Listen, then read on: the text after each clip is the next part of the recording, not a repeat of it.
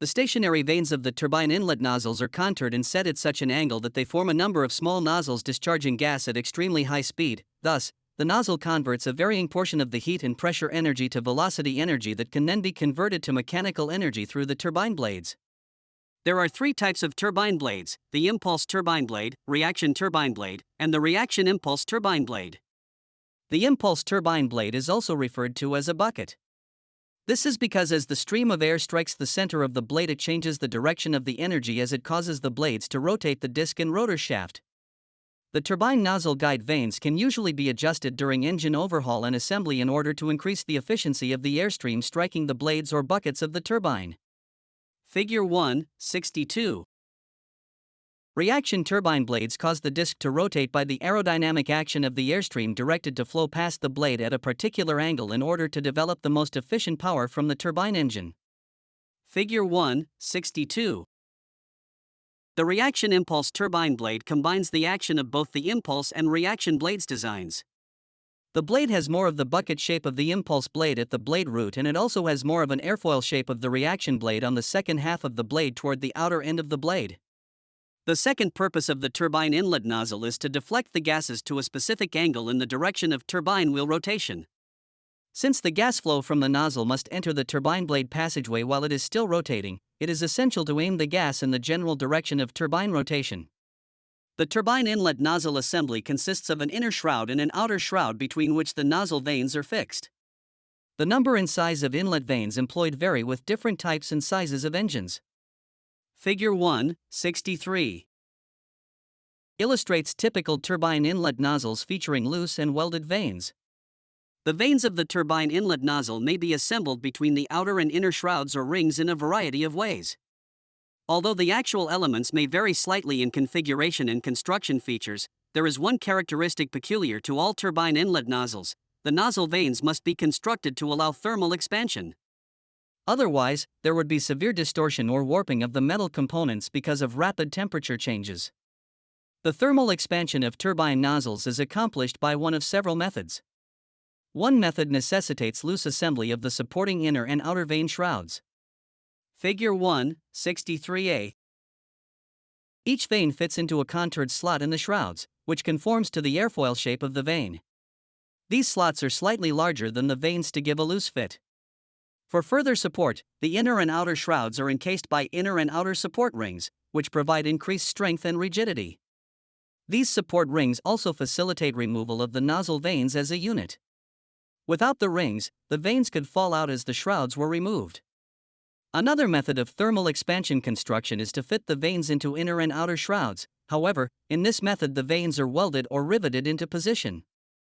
Figure 1.63b. Some means must be provided to allow thermal expansion. Therefore, either the inner or the outer shroud ring is cut into segments. The saw cuts separating the segments allow sufficient expansion to prevent stress and warping of the vanes.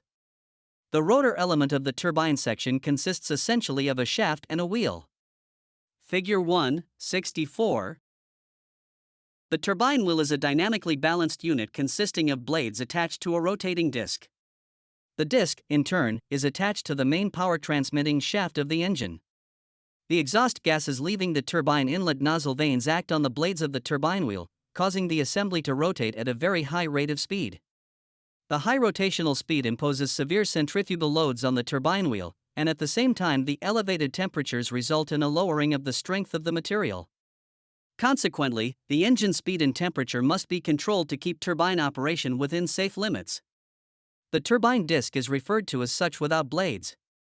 When the turbine blades are installed, the disc then becomes the turbine wheel. The disc acts as an anchoring component for the turbine blades.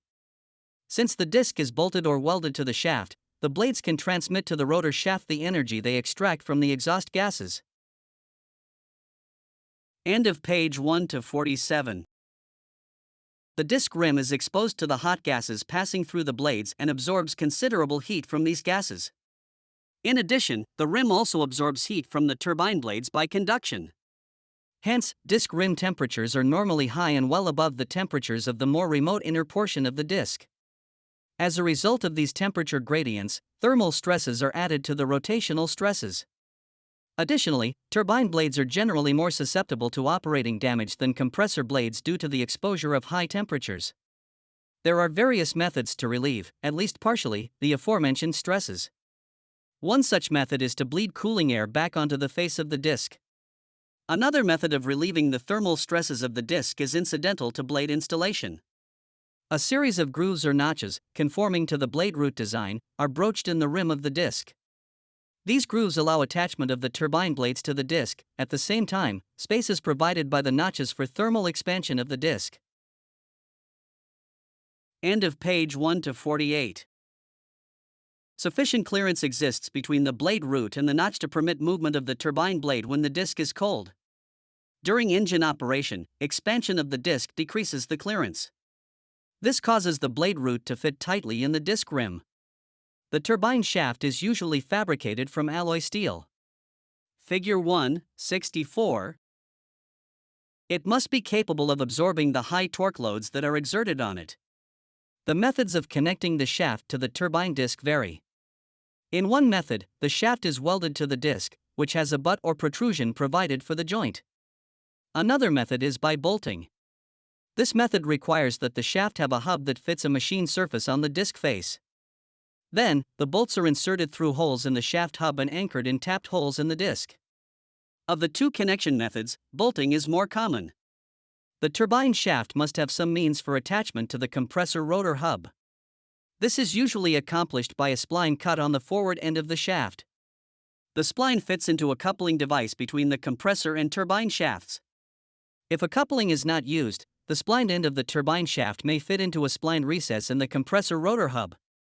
This spline coupling arrangement is used almost exclusively with centrifugal compressor engines, while axial compressor engines may use either of these described methods. There are various ways of attaching turbine blades, some similar to compressor blade attachment. The most satisfactory method utilizes the fir tree design. Figure 1/65. The blades are retained in their respective grooves by a variety of methods, the more common of which are peening, welding, lock tabs, and riveting. Figure 1/66 shows a typical turbine while using rivets for blade retention. The peening method of blade retention is used frequently in various ways. One of the most common applications of peening requires a small notch to be ground in the edge of the blade fir tree root prior to the blade installation. After the blade is inserted into the disc, the notch is filled by the disc metal, which is flowed into it by a small punch mark made in the disc adjacent to the notch. The tool used for this job is similar to a center punch. Another method of blade retention is to construct the root of the blade so that it contains all the elements necessary for its retention. This method uses the blade root as a stop made on one end of the root so that the blade can be inserted and removed in one direction only, while on the opposite end is a tang. This tang is bent to secure the blade in the disc. Turbine blades may be either forged or cast, depending on the composition of the alloys. Most blades are precision cast and finish ground to the desired shape. Many turbine blades are cast as a single crystal, which gives the blades better strength and heat properties. Heat barrier coating, such as ceramic coating, and airflow cooling help keep the turbine blades and inlet nozzles cooler. This allows the exhaust temperature to be raised, increasing the efficiency of the engine. Figure 1/67 shows a turbine blade with air holes for cooling purposes. End of page 1 to 49. Most turbines are open at the outer perimeter of the blades, however, a second type called the shrouded turbine is sometimes used. The shrouded turbine blades, in effect, form a band around the outer perimeter of the turbine wheel. This improves efficiency and vibration characteristics and permits lighter stage weights. On the other hand, it limits turbine speed and requires more blades. Figure 1/68. In turbine rotor construction, it occasionally becomes necessary to utilize turbines of more than one stage. A single turbine will often cannot absorb enough power from the exhaust gases to drive the components dependent on the turbine for rotative power, thus, it is necessary to add additional turbine stages. A turbine stage consists of a row of stationary vanes or nozzles, followed by a row of rotating blades. In some models of turboprop engine, as many as 5 turbine stages have been utilized successfully. It should be remembered that, regardless of the number of wheels necessary for driving engine components, there is always a turbine nozzle preceding each wheel. As was brought out in the preceding discussion of turbine stages, the occasional use of more than one turbine wheel is warranted in cases of heavy rotational loads. It should also be pointed out that the same loads that necessitate multi-stage turbines often make it advantageous to incorporate multiple compressor rotors. In the single-stage rotor turbine, the power is developed by one turbine rotor, and all engine-driven parts are driven by this single wheel. Figure 1:69. This arrangement is used on engines where the need for low weight and compactness predominates. This is the simplest version of the pure turbojet engine. A multi-stage turbine is shown in Figure 1:70. In multiple spool engines, each spool has its own set of turbine stages. Each set of turbine stages turns the compressor attached to it. Most turbofan engines have two spools: low pressure, fan shaft, a few stages of compression and the turbine to drive it, and high pressure compressor shaft and high pressure turbine. Figure 1:71. The remaining element to be discussed concerning turbine familiarization is the turbine casing or housing. The turbine casing encloses the turbine wheel and the nozzle vane assembly, and at the same time gives either direct or indirect support to the stator elements of the turbine section. It always has flanges provided front and rear for bolting the assembly to the combustion chamber housing and the exhaust cone assembly, respectively. A turbine casing is illustrated in Figure 1:72. End of page 1-50. Exhaust section. The exhaust section of the gas turbine engine consists of several components. Although the components have individual purposes, they also have one common function: they must direct the flow of hot gases rearward in such a manner as to prevent turbulence and, at the same time, impart a high final or exit velocity to the gases. In performing the various functions, each of the components affects the flow of gases in different ways. The exhaust section is located directly behind the turbine section and ends when the gases are ejected at the rear in the form of high-velocity exhaust gases. The components of the exhaust section include the exhaust cone, tailpipe, if required, and the exhaust nozzle. The exhaust cone collects the exhaust gases discharged from the turbine section and gradually converts them into a solid flow of gases. In performing this, the velocity of the gases is decreased slightly and the pressure increased. This is due to the diverging passage between the outer duct and the inner cone, that is, the annular area between the two units increases rearward. The exhaust cone assembly consists of an outer shell or duct, an inner cone, 3 or 4 radial hollow struts or fins, and the necessary number of tie rods to aid the struts in supporting the inner cone from the outer duct. The outer shell or duct is usually made of stainless steel and is attached to the rear flange of the turbine case. This element collects the exhaust gases and delivers them directly to the exhaust nozzle. The duct must be constructed to include such features as a predetermined number of thermocouple bosses for installing exhaust temperature thermocouples, and there must also be insertion holes for the supporting tie rods. In some cases, tie rods are not used for supporting the inner cone. If such is the case, the hollow struts provide the sole support of the inner cone, the struts being spot welded in position to the inside surface of the duct and to the inner cone, respectively. Figure 1:73. The radial struts actually have a twofold function. They not only support the inner cone and the exhaust duct, but they also perform the important function of straightening the swirling exhaust gases that would otherwise leave the turbine at an angle of approximately 45 degrees. The centrally located inner cone fits rather closely against the rear face of the turbine disc, preventing turbulence of the gases as they leave the turbine wheel. The cone is supported by the radial struts. In some configurations, a small hole is located in the exit tip of the cone. This hole allows cooling air to be circulated from the aft end of the cone, where the pressure of the gases is relatively high, into the interior of the cone and consequently against the face of the turbine wheel. End of page 1-51. The flow of air is positive, since the air pressure at the turbine wheel is relatively low due to rotation of the wheel, thus, air circulation is assured. The gases used for cooling the turbine will return to the main path of flow by passing through the clearance between the turbine disc and the inner cone. The exhaust cone assembly is the terminating component of the basic engine. The remaining component, the exhaust nozzle, is usually considered an airframe component. The tailpipe is usually constructed so that it is semi-flexible.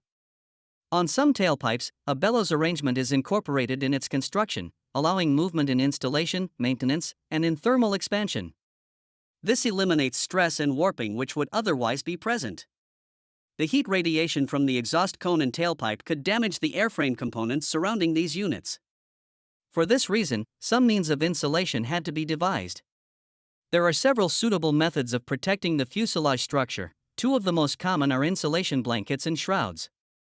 The insulation blanket, illustrated in figures 1-74 and 1-75, consists of several layers of aluminum foil, each separated by a layer of fiberglass or some other suitable material. Although these blankets protect the fuselage from heat radiation, they are used primarily to reduce heat loss from the exhaust system.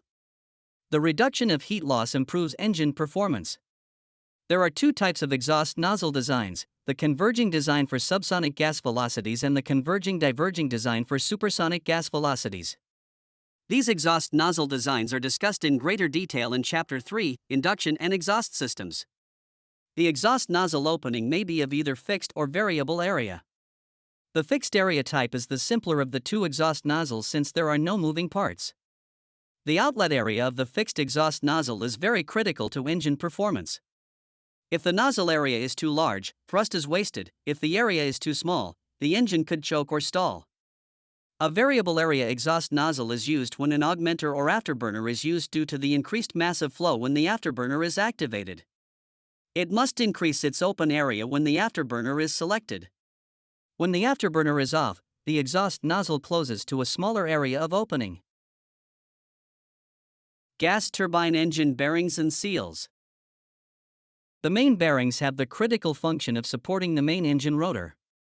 The number of bearings necessary for proper engine support is, for the most part, determined by the length and weight of the engine rotor. The length and weight are directly affected by the type of compressor used in the engine. Naturally, a two-spool compressor requires more bearing support. The minimum number of bearings required to support one shaft is one deep groove ball bearing, thrust and radial loads, and one straight roller bearing, radial load only. Sometimes, it is necessary to use more than one roller bearing if the shaft is subject to vibration or its length is excessive. The gas turbine rotors are supported by ball and roller bearings, which are anti-friction bearings. Figure 1-76. Many newer engines use hydraulic bearings, in which the outside race is surrounded by a thin film of oil. This reduces vibrations transmitted to the engine. In general, anti-friction bearings are preferred largely because they End of page 1-52. 1. Offer little rotational resistance. 2. Facilitate precision alignment of rotating elements. 3. Are relatively inexpensive. 4. Are easily replaced. 5. Withstand high momentary overloads. 6. Are simple to cool, lubricate, and maintain. 7. Accommodate both radial and axial loads, and 8. Are relatively resistant to elevated temperatures. The main disadvantages are their vulnerability to foreign matter and tendency to fail without appreciable warning. Usually the ball bearings are positioned on the compressor or turbine shaft so that they can absorb any axial, thrust, loads or radial loads. Because the roller bearings present a larger working surface, they are better equipped to support radial loads than thrust loads. Therefore, they are used primarily for this purpose. A typical ball or roller bearing assembly includes a bearing support housing, which must be strongly constructed and supported in order to carry the radial and axial loads of the rapidly rotating rotor. The bearing housing usually contains oil seals to prevent the oil leaking from its normal path of flow. It also delivers the oil to the bearing for its lubrication, usually through spray nozzles. The oil seals may be the labyrinth or thread, helical, type. These seals also may be pressurized to minimize oil leaking along the compressor shaft. The labyrinth seal is usually pressurized, but the helical seal depends solely on reverse threading to stop oil leakage. These two types of seals are very similar, differing only in thread size and the fact that the labyrinth seal is pressurized. Another type of oil seal used on some of the later engines is the carbon seal. These seals are usually spring-loaded and are similar in material and application to the carbon brushes used in electrical motors. End of page 1-53. Carbon seals rest against a surface provided to create a sealed bearing cavity or void, thus, the oil is prevented from leaking out along the shaft into the compressor airflow or the turbine section. Figure 1.77. The ball or roller bearing is fitted into the bearing housing and may have a self-aligning feature. If a bearing is self-aligning, it is usually seated in a spherical ring. This allows the shaft a certain amount of radial movement without transmitting stress to the bearing inner race. The bearing surface is usually provided by a machine journal on the appropriate shaft. The bearing is usually locked in position by a steel snap ring or other suitable locking device. The rotor shaft also provides the matching surface for the oil seals in the bearing housing. These machine surfaces are called lands and fit in rather close to the oil seal. Turboprop engines. The turbopropeller, turboprop, engine is a combination of a gas turbine engine, reduction gearbox, and a propeller. Figure 1.78. Turboprops are basically gas turbine engines that have a compressor, combustion chambers, turbine, and an exhaust nozzle, gas generator, all of which operate in the same manner as any other gas engine. However, the difference is that the turbine in the turboprop engine usually has extra stages to extract energy to drive the propeller.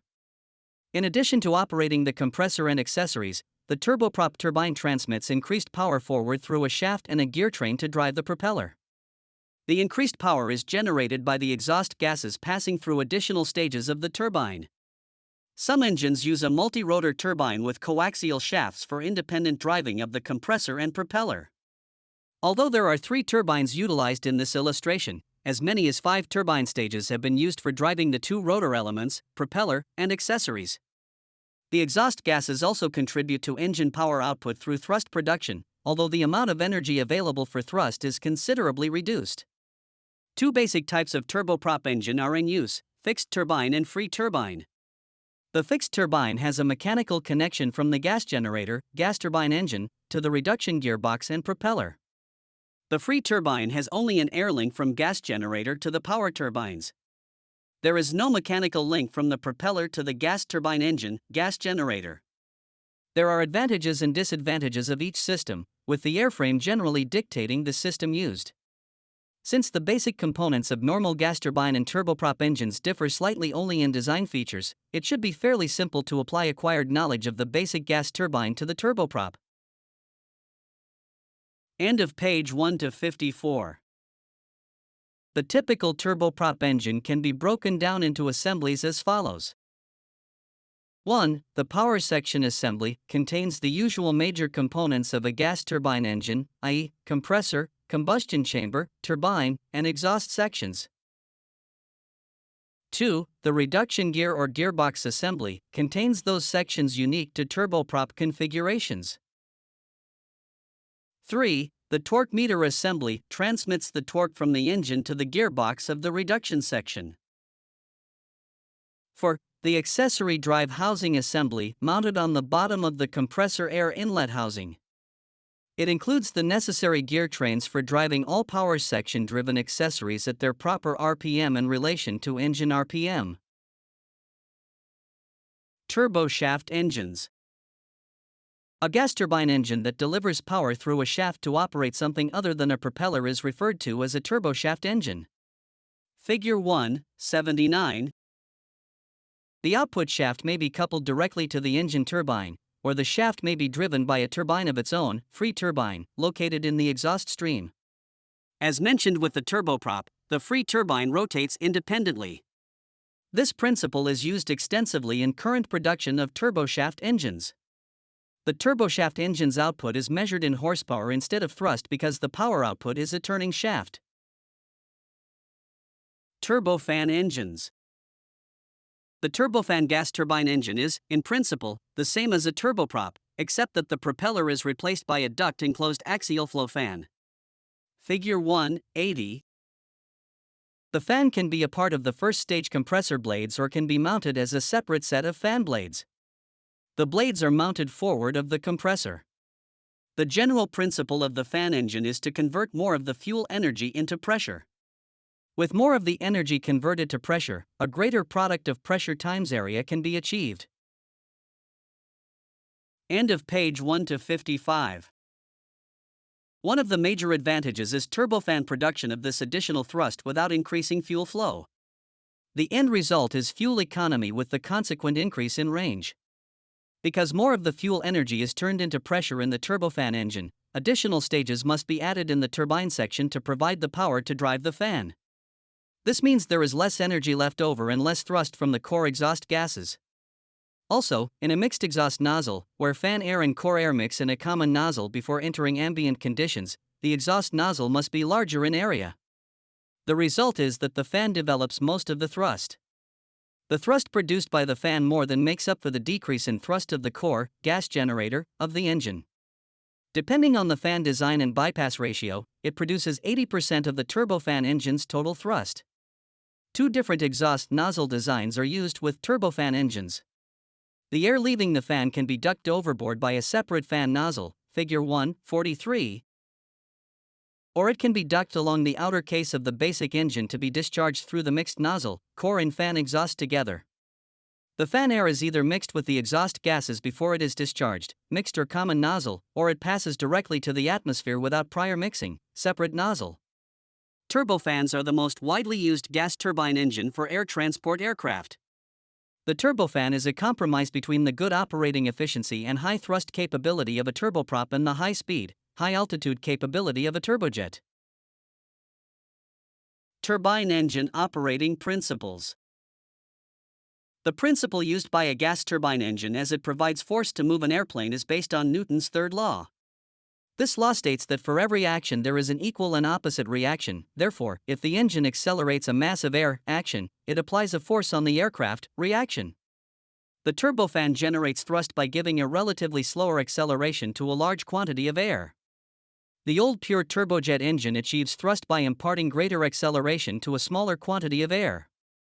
This was its main problem with fuel consumption and noise. The mass of air is accelerated within the engine by the use of a continuous flow cycle. Ambient air enters the inlet diffuser where it is subjected to changes in temperature, pressure, and velocity due to ram effect. The compressor then increases pressure and temperature of the air mechanically. The air continues at constant pressure to the burner section where its temperature is increased by combustion of fuel.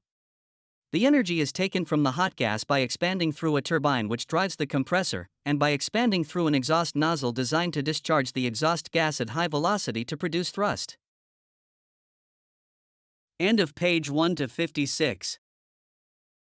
The high-velocity gases from the engine may be considered continuous, imparting this force against the aircraft in which it is installed, thereby producing thrust.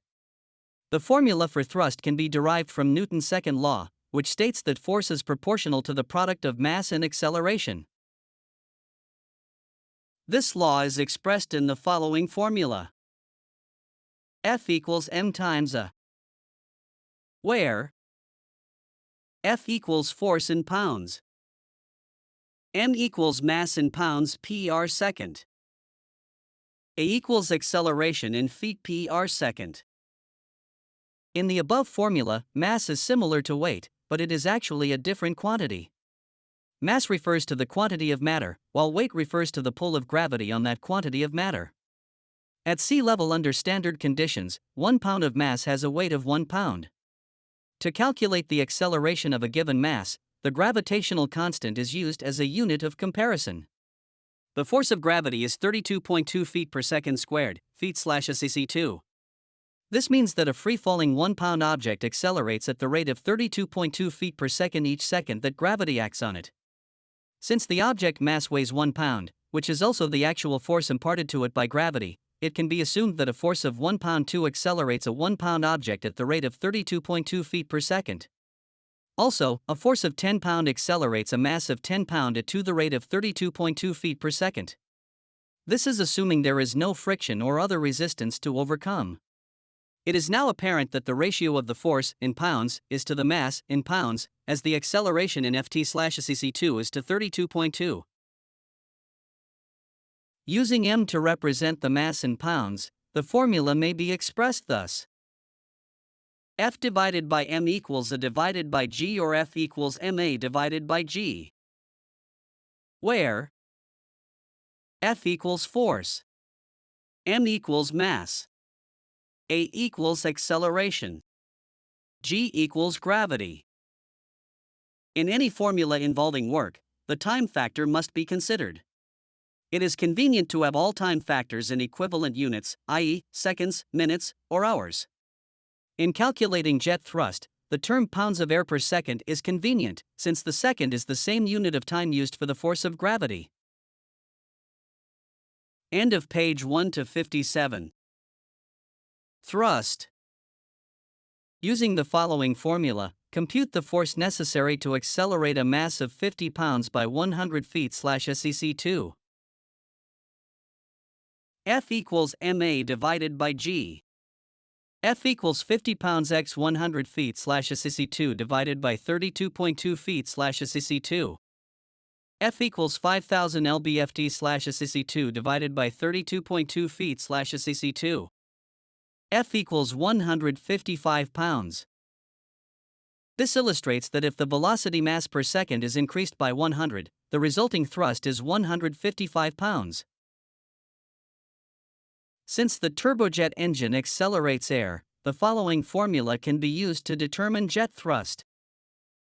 F equals ms v divided by g, where F equals force in pounds, ms equals mass flow in pounds per second, v1 equals inlet velocity, v2 equals jet velocity, exhaust, v2 v1 equals change in velocity, difference between inlet velocity and jet velocity.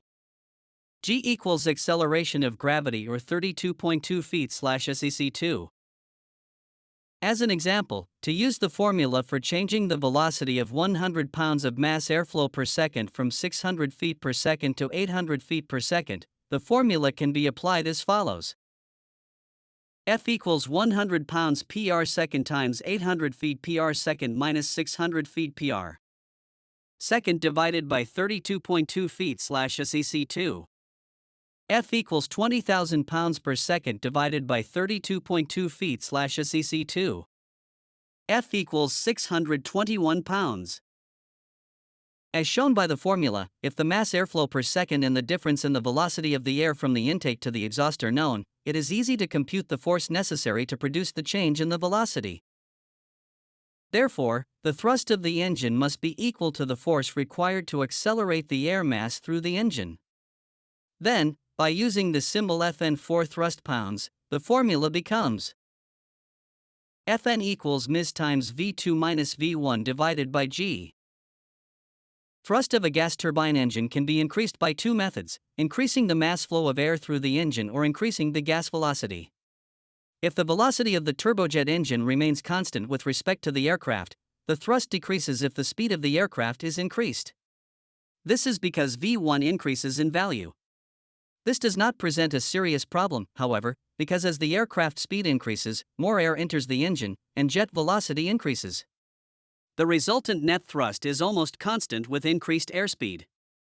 The Brayton cycle is the name given to the thermodynamic cycle of a gas turbine engine to produce thrust.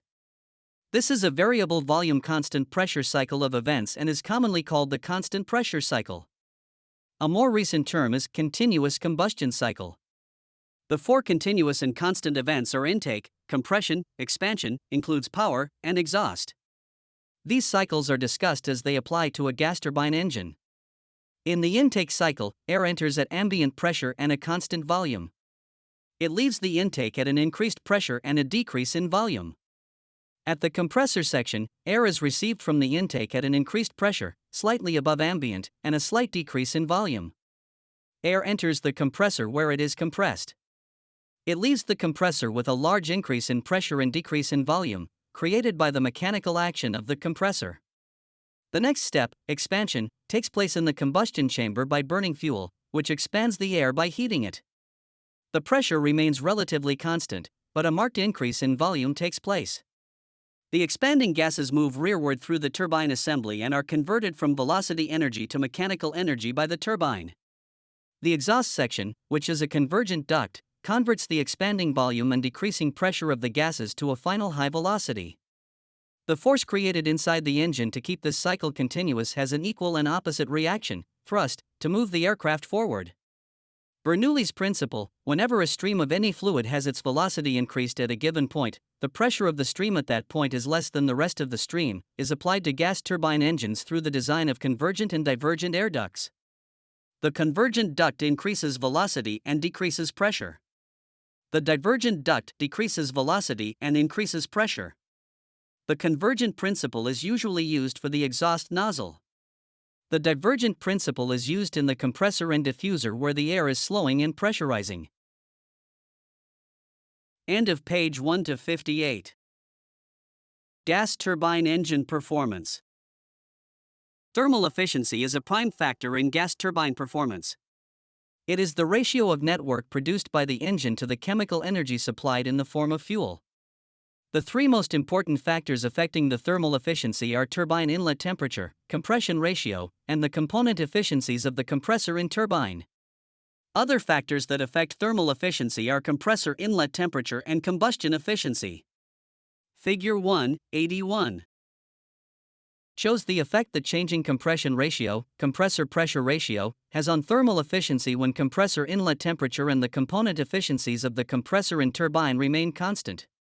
The effects that compressor and turbine component efficiencies have on thermal efficiency when turbine and compressor inlet temperatures remain constant are shown in Figure 182.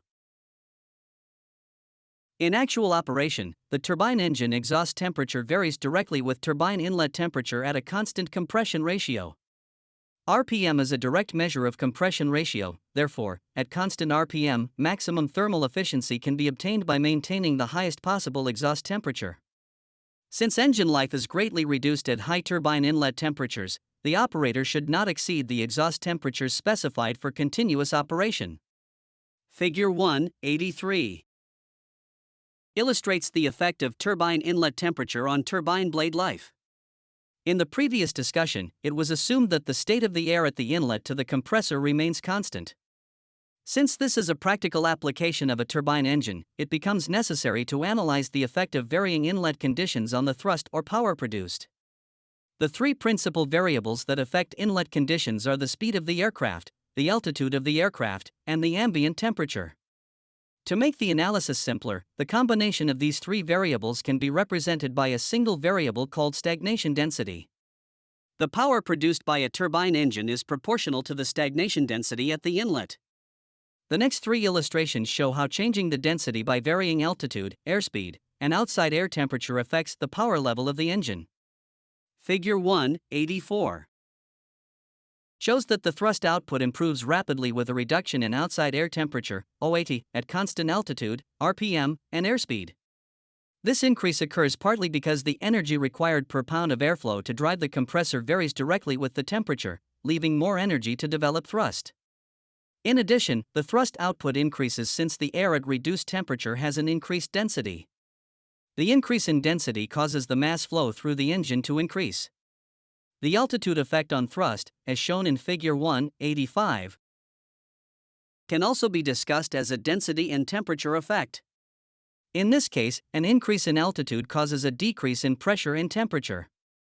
Since the temperature lapse rate is lower than the pressure lapse rate as altitude is increased, the density is decreased. Although the decreased temperature increases thrust, the effect of decreased density more than offsets the effect of the colder temperature. The net result of increased altitude is a reduction in the thrust output. The effect of airspeed on the thrust of a gas turbine engine is shown in Figure 186. To explain the airspeed effect, it is necessary to understand first the effect of airspeed on the factors that combine to produce net thrust, specific thrust, and engine airflow. Specific thrust is the net thrust in pounds developed per pound of airflow per second. It is the remainder of specific gross thrust minus specific ram drag. As airspeed is increased, ram drag increases rapidly. The exhaust velocity remains relatively constant, thus, the effect of the increase in airspeed results in decreased specific thrust. Figure 186. End of page 1 to 59. In the low-speed range, the specific thrust decreases faster than the airflow increases and causes a decrease in net thrust. As the airspeed increases into the higher range, the airflow increases faster than the specific thrust decreases and causes the net thrust to increase until sonic velocity is reached. The effect of the combination on net thrust is illustrated in Figure 1.87. Ram recovery. A rise in pressure above existing outside atmospheric pressure at the engine inlet, as a result of the forward velocity of an aircraft, is referred to as ram pressure. Since any ram effect causes an increase in compressor entrance pressure over atmospheric, the resulting pressure rise causes an increase in the mass airflow and gas velocity, both of which tend to increase thrust. Although ram effect increases engine thrust, the thrust being produced by the engine decreases for a given throttle setting as the aircraft gains airspeed. Therefore, two opposing trends occur when an aircraft's speed is increased. What actually takes place is the net result of these two different effects. An engine's thrust output temporarily decreases as aircraft speed increases from static, but soon ceases to decrease. Moving toward higher speeds, thrust output begins to increase again due to the increased pressure of ram recovery. End of page 1 to 60. Figure 1.87. Effective airspeed on specific thrust and total engine airflow. End of page 1 to 61. End of Chapter 1. Chapter 2 is next.